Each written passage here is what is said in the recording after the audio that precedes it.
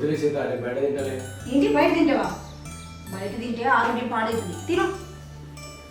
అమ్మా ఏం టిఫిన్ చేసినారే? ఇడ్లీ చేసిండ్రా. అన్నయ్య పూరి చేయమంటే అమ్మ ఇడ్లీ చేసింది.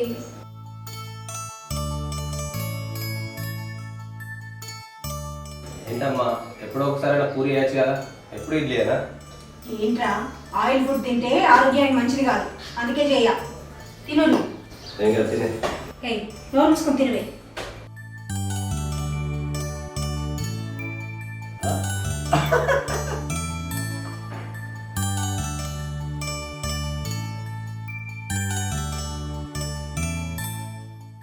సరే కానీ ఇవాళ ఇంటర్వ్యూ ఉందా? లేదమ్మా, గవర్నమెంట్ జాబ్ వచ్చేదాకా ఏదైనా పని ఎత్తుకుందాం అనుకుంటున్నా. అదే అన్నయ్య మా కాలేజ్ ముంగట పానీపూరి బండి పెట్టుకో, మస్తు పైసలు వస్తాయి. ఏంది నీకు పానీపూరి బండి పెట్టుకుంటే నువ్వు రోజు వచ్చి ఫ్రీగా తిందాం అనుకుంటా? అస్సలు కూడా అది నేను పెట్టిన దానికి ఒక్కటి కూడా ఇవ్వాలి. ఇయ్యకు. ఇవాళ ఏదో ఎగ్జామ్ ఉందన్నావు కదా, తొందరగా పో.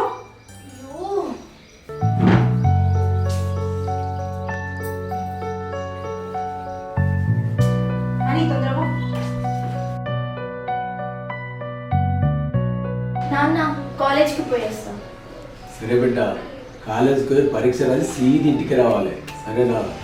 సరే నాన్న, కాలేజ్కి పోయి పరీక్ష రాసి సీది ఇంటికి వస్తాం, ప్రామిస్. బంగారు తల్లివమ్మలు, జాగ్రత్తగా. సరే నాన్న. నాన్న నేను కూడా వెళ్ళొస్తా. సరే.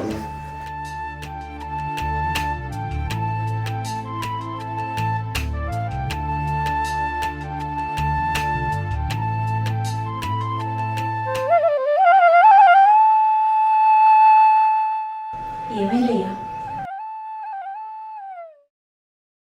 సీత, నీలో మా అమ్మ కనబడుతుంది.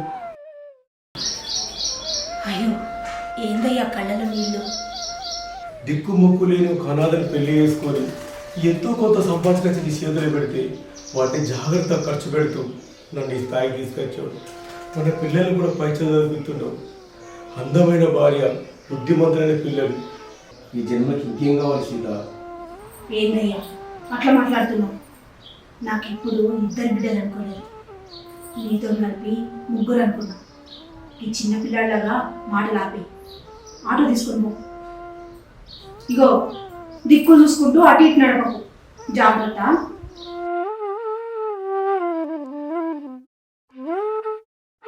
ఏంది అట్లా చూస్తున్నావు? సీత ఒక ముద్దివ్వవా? అన్నీ అప్పటికి నువ్వు పో. సరే ఎదురు రా మరి. సరే.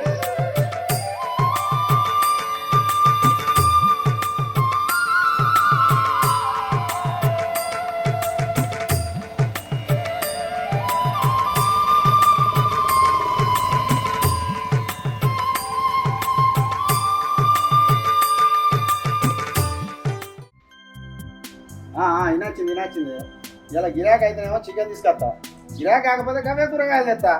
ఇదే వాళ్ళు ఫ్రీ బస్. ఈడు చూడు ఎవరినే బండి పెడతాడు. అమ్మకి ఎన్నిసార్లు చెప్పినా బుద్ధి లేదు.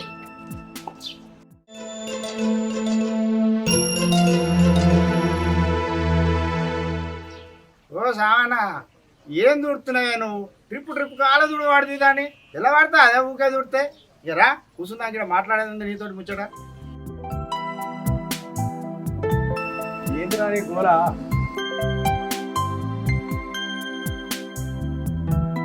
సీనియాడు సిట్ ఎత్తున్నాట 2 లక్షలది. నువ్వు సగానికి కూడదావా? 20 లక్షలు చేద్దామా?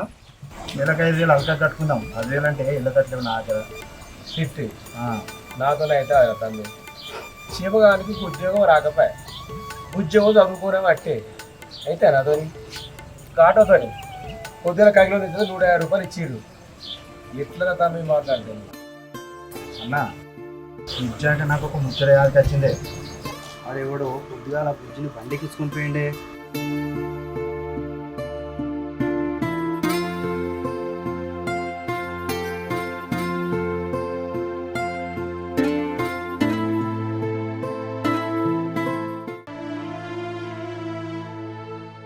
ఇప్పుడు ఎక్కువ ఎదిగిన ఆడపిల్ల అట్లా మంది బండ్ల తిరిగితే నీకు ఎవడన్నా విలువెత్తి ఆడే ఊళ్ళో రేపడుతుంది. నిజమారా? అరుడు నీకు తెలుసారా? వాడు ఎప్పుడో నాకు తెలియదు కానీ బుజ్జినే గట్టిగా అడిగా చెప్తుంది.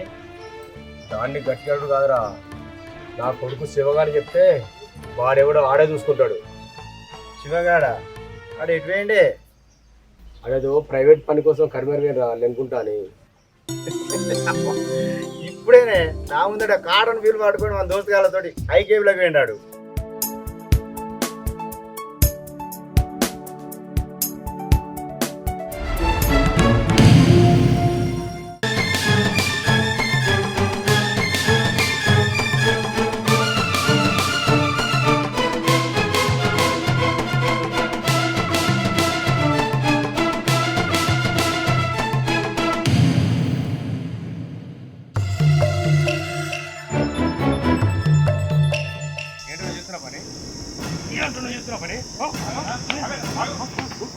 అన్న ఆగన్నా ఏమైందన్నా ఏం చేస్తున్నావు? అంకుల్ అమ్మ చేస్తున్నావా? బెల్ట్ అందుకొని కొడుతున్నావు? బాబాయ్ అరే ఆగురా, ఏం చేస్తావు? ఎట్లా ఆడుతున్నావు? మంచిది నేను లెక్క ఏంది నానా?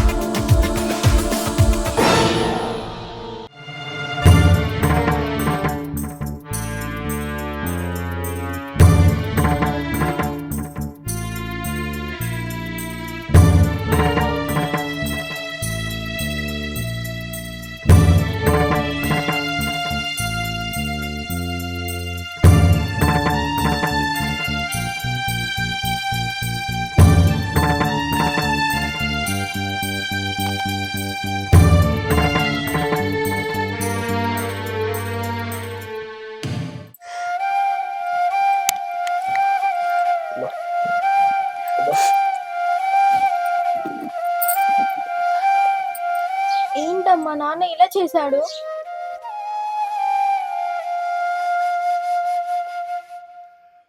మీ నాన్న ముఖంలో ఎప్పుడు చిన్న పిల్లోనే చూసినా గానీ ఆయనలో ఇంత క్రూరత్వం నేను ఎప్పుడు చూడలేదే. ఎందుకు ఇట్లా చేసిండో ఏమో, ఏం అర్థమైతలేదు.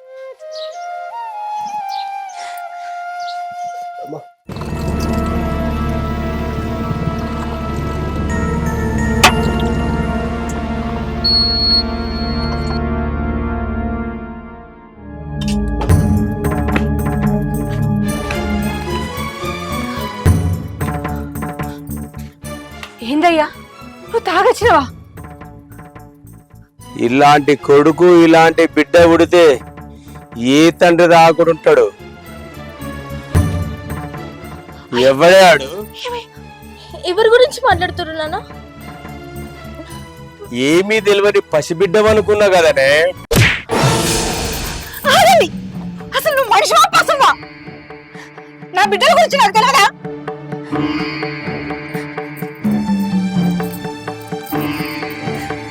అంటే వీళ్ళకు నువ్విచ్చిన సాయ్ కొడుకా నువ్వు దాగురా, బిడ్డ నువ్వు బరిరేగించి తిరుగు అని నానా అమ్మనేమన్నా చెప్తున్నా.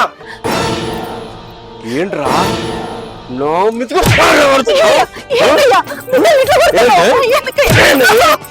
నీ బిడ్డ ఎవడెవడు పండెత్తి చూసుకోవాల్సిందా? ఏందయ్యా ఎందుకు కొడుతున్నావు అసలు? ఏం చెప్తుంది తెలుసుకోవటాను?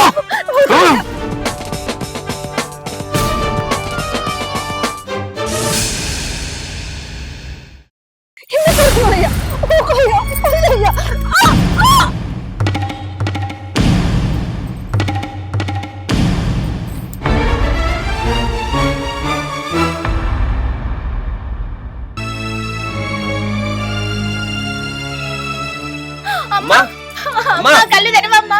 అమ్మా అమ్మా అమ్మా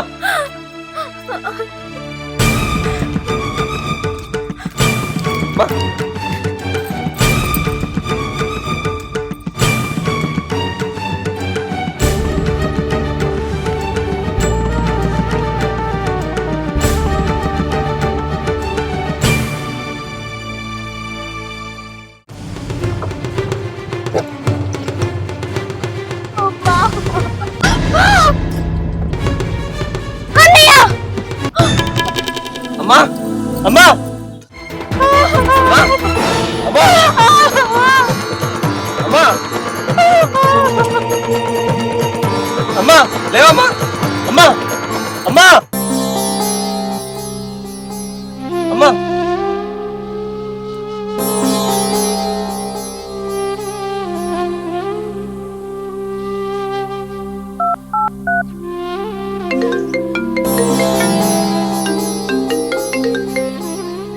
చెప్పు. నానా అమ్మాయి చనిపోయింది.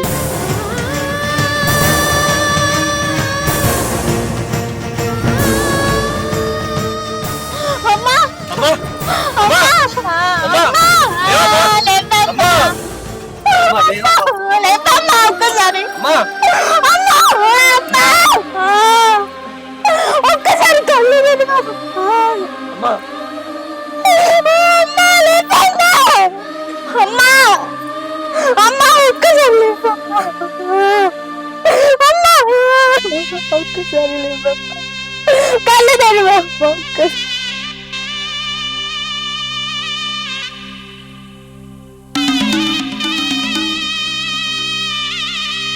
అమ్మా ఇంకెప్పుడు కొట్టొచ్చుదా తప్పొచ్చుదా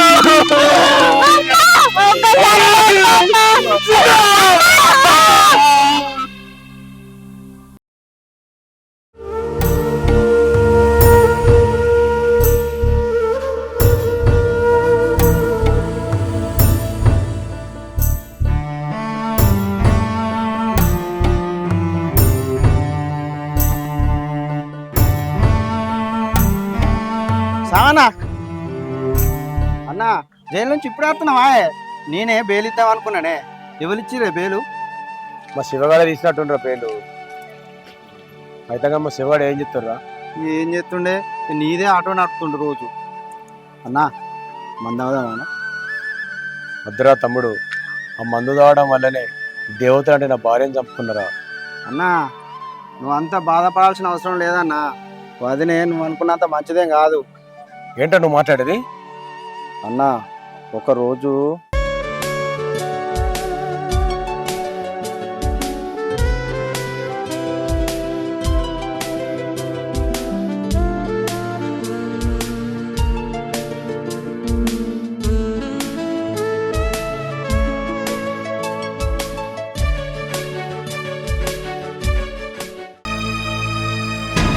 అన్నా నీకు ఈ విషయం చెప్పి నీ మనసును ఒప్పియాలని కాదు, కానీ నేను ఒక రోజు చూసింది నీకు చెప్పినా అన్నా.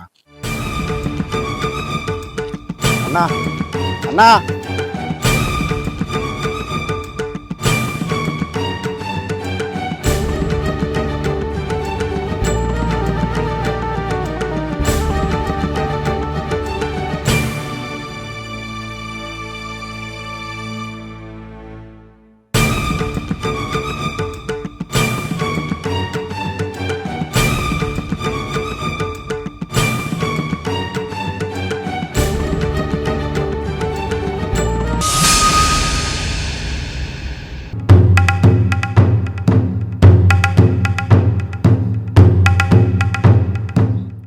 చంపినందుకు జైల్లో కుమిలి కుమిలి నేర్చినా కదనే, అలాంటి నన్ను ఎలా మోసం చేయాలనిపించిందే నీకు?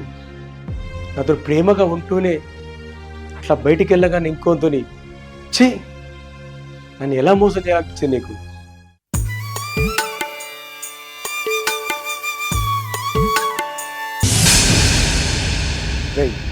నా ఇంటికి ఎందుకు వచ్చినారా? ఎందుకు వచ్చావు నాటికి? సీత చచ్చిన ఇల్లు మూజు లేరు. ఏమాడుతావన్నా? ఏమైందన్నా? ఎందుకు పడతావన్నా? ఏమైందన్నా? నువ్వేం చేసినా? ఏం తెలియదరా నీకు? అవునన్నా. నా సీత బతుకున్నప్పుడు దాన్ని గొలకలేరు నువ్వు.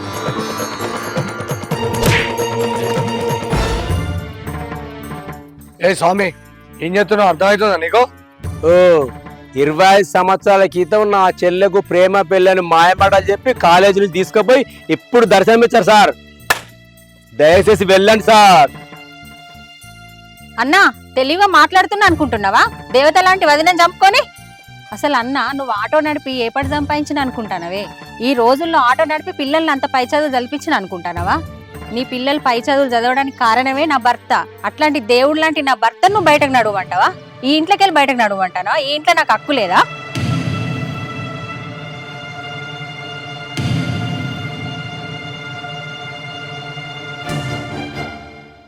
అన్న, నా గురించి నువ్వు తప్పుగా అర్థం చేసుకున్నావు.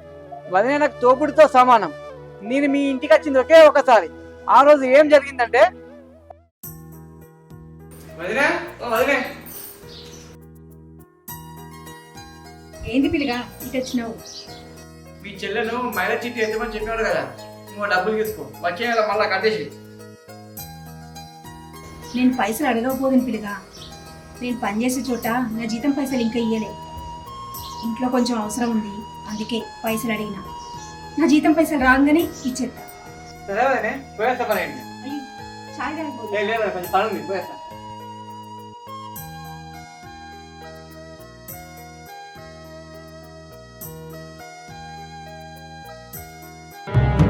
నాన్న, నా గురించి కూడా అపార్థం చేసుకున్నావు నాన్న. ఆ రోజు పరీక్ష రాయడానికి పోతే అసలు ఏమైంది తెలుసా?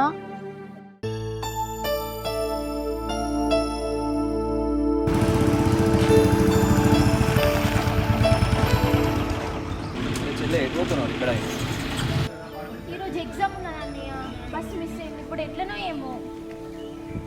సరే, ఏం టెన్షన్ పడకు, నేను చెప్తాను.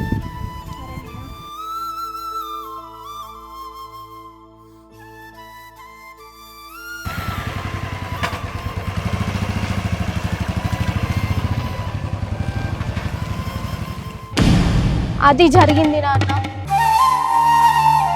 అసలు ఈయన ఏం అర్థం చేసుకుంటాడు? అందరిని అపార్థం చేసుకుంటాడు.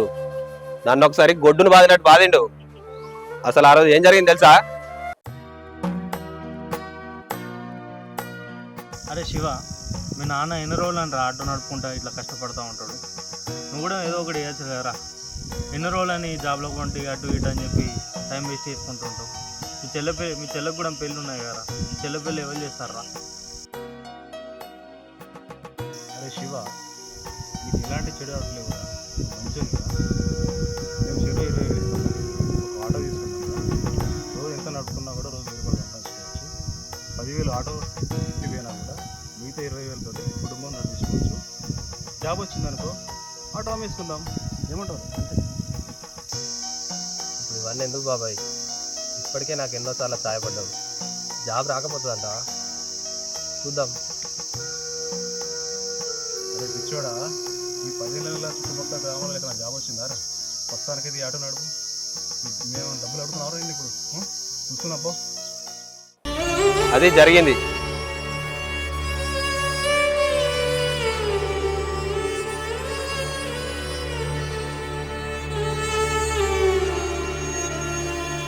అరే శివ, మీ నాన్న అపార్థం చేసిన కారణం మొత్తం వీడేరా.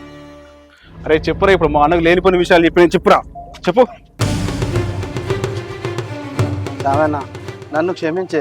నేను దూరం నుంచి చూసినా నీ నిజమే అనుకొని అపార్థం చేసుకొని నీకు చెప్పిందే. అరే ఎంత పని చేసినావురా, నిన్ను చంపని చంపుతా. అరే శివ ఆగు. ఏంది ఇప్పుడు ఆ బాబుని చంపేసి నువ్వు జైలుకి వెళ్తావా? ఇన్ని రోజులు నాన్నబోయిన జైలుకి ఇప్పుడు నువ్వు వెళ్తావా?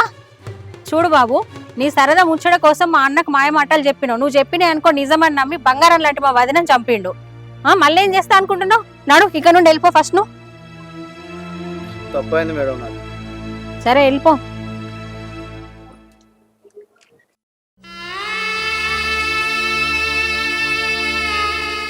ఏమయ్యా, నిన్నోటి అడుగుతూ చెప్తావా? ఒకవేళ నేను చచ్చిపోతే మన పిల్లల్ని మంచిగా చూసుకుంటావా? మరి నేనే చనిపోతే? ఏందయ్యా అట్ట మాట్లాడుతున్నావు? ఆ మాట అంటే ఆ గుండె ఇప్పుడే ఆగిపోద్ది.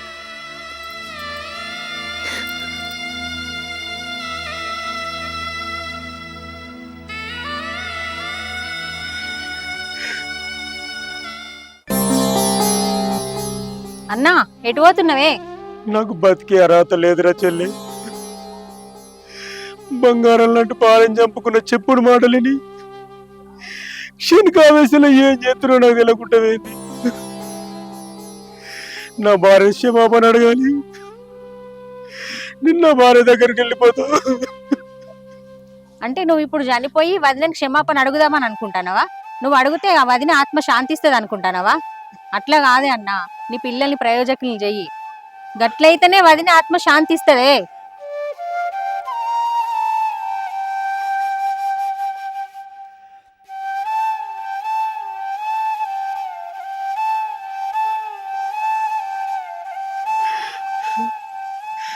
దయచేసి ఎవ్వరు కానీ చెప్పుడు మాటలేని నాలాగా భార్యను చంపుకోకండి. క్షణికావేశంతో కుటుంబాన్ని నాశనం చేసుకోవద్దు.